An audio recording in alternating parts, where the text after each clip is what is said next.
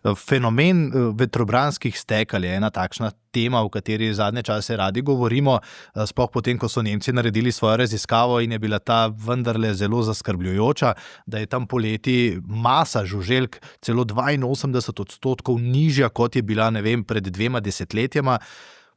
Pa bom dal spet en komentar, ne, ampak po drugi strani pa, ko se pelješ po neki lokalni cesti ali pa po avtocesti in ti ni treba potem sčistiti vetrobranskega stekla in pa tablice, ki je bila včasih res popolnoma črna, pa tudi ne more biti tako slabo.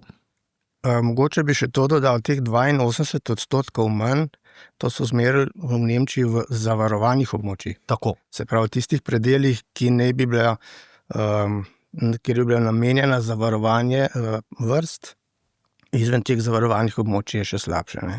Sami treba tudi vedeti, da te žuželke, veliko teh žuželk so opraševalci, ki nam oprašujejo našo hrano in tudi teh je zdaj zaradi tega manj. Veliko žuželk je hrana kakšnim pticam, ki jih radi vidimo in zaradi tega je tudi število ptic manjše in tako naprej. V naravi so vse stvari med sabo povezane. Ne moramo tako enoznačno samo eno skupino ocenjevati, a jih je veliko ali jih je malo.